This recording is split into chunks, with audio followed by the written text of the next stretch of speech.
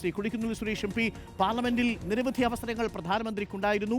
Bill അവതരിപ്പിക്കുമ്പോൾ, bill പരാജയപ്പെടുമ്പോൾ, അതിനുശേഷം വേണമെങ്കിൽ ഇന്നും പ്രധാനമന്ത്രിക്ക് പ്രതിപക്ഷത്തെ കടന്നാക്രമിക്കാമായിരുന്നു. ഇപ്പോൾ പ്രതിപക്ഷത്തിന്റെ സാന്നിധ്യമില്ലാത്ത ഒരു മാധ്യമത്തിൽ രാജ്യത്തെ അഭിസംബോധന ചെയ്യാനുള്ള പ്രധാനമന്ത്രിയുടെ സവിശേഷ അധികാരം ഉപയോഗിച്ച് പ്രതിപക്ഷത്തെ കടന്നാക്രമിച്ചിരിക്കുകയാണ് പ്രധാനമന്ത്രി. എങ്ങനെയാണ് കാണുന്നത് ഈ പ്രസംഗത്തെ?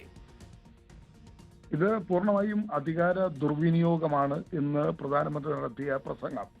കാരണം സർക്കാരിന്റെ സംവിധാനങ്ങളെ ദുരുപയോഗം ചെയ്തുകൊണ്ട് ആണ് പ്രധാനമന്ത്രി പ്രതിപക്ഷത്തെ കടന്നാക്രമിച്ചിരിക്കുന്നത്. ഇവിടെ ഇതിന് ശക്തമായും വ്യക്തമായും മറുപടി പറയാൻ പ്രതിപക്ഷത്തിന് ഒട്ടേറെ ആയുധങ്ങൾ കയ്യിലുണ്ട്.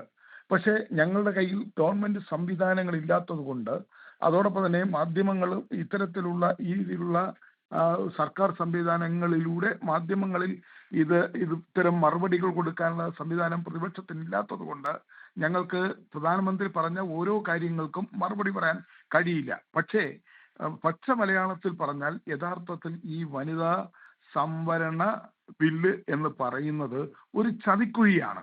അതാണ് പച്ച മലയാളത്തിൽ ഉപയോഗിക്കേണ്ട വാക്ക്, ചതിക്കുഴിയാണ്. ഞങ്ങൾ പറഞ്ഞു, ഇപ്പോൾ നിലവിലുള്ള 543 ലോക്സഭാ മണ്ഡലങ്ങളിൽ 33% സംവരണം അത് കൊണ്ടുവരൂ, ഞങ്ങൾ സമ്മതിക്കാം, ഞങ്ങൾ നിങ്ങൾക്ക് പിന്തുണ തരാം, നിങ്ങൾക്ക് പിന്തുണ തരാം, അത് പാസ്സാക്കാം.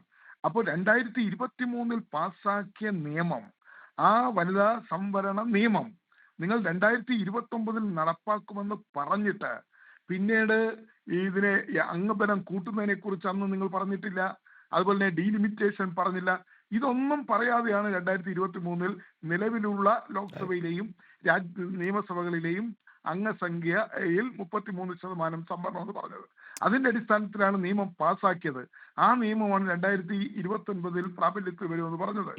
ഇതിനെല്ലാം മറികടന്നുകൊണ്ട് ഈ നിയമം ഈ പ്രതിപക്ഷവുമായി ആലോചിക്കാതെ, സംസ്ഥാനങ്ങളുമായി ആലോചിക്കാതെ പെട്ടെന്ന് ധൃതി പിടിച്ച്, എന്താണ് ഇങ്ങനെ ഒരു നിയമം ഇത്ര പെട്ടെന്ന് പാർലമെന്റ് സമ്മേളനം അവസാനിച്ചു, സ്പെഷ്യൽ സമ്മേളനമായി 3 ദിവസത്തെ സമ്മേളനം നോട്ടീസ് കൊടുക്കുന്നു, സമ്മേളനം വിളിക്കുന്നു. പാർലമെന്റ് ഞങ്ങൾക്ക് ഈ 3 ബില്ലുകൾ തരുന്നത്, പുതിയ ബില്ലുകൾ തരുന്നത് 2 ദിവസത്തിന് മുമ്പാണ് തരുന്നത്. ഞങ്ങൾക്ക് നേരെ ചൊവ്വയെന്ന് വായിക്കാനോ പഠിക്കാനോ മനസ്സിലാക്കാനോ പോലും സമയം തരാതെ ധൃതി പിടിച്ച് ബില്ല് കൊണ്ടുവന്നു. അപ്പൊ ഇതാർക്ക് വേണ്ടിയാണ്? ഇത് യഥാർത്ഥത്തിൽ നേരത്തെ പറഞ്ഞതുപോലെ, മാധു പറഞ്ഞ പോലെ പശ്ചിമ ബംഗാളിലും അതോടൊപ്പം തന്നെ തമിഴ്നാട്ടിലും തെരഞ്ഞെടുപ്പ് നടക്കുകയാണ്. ആ തെരഞ്ഞെടുപ്പുകളെ മുന്നിൽ കൊണ്ടുവന്ന ഒരു ധൃതി പിടിച്ചു കൊണ്ടുവന്ന നിയമം.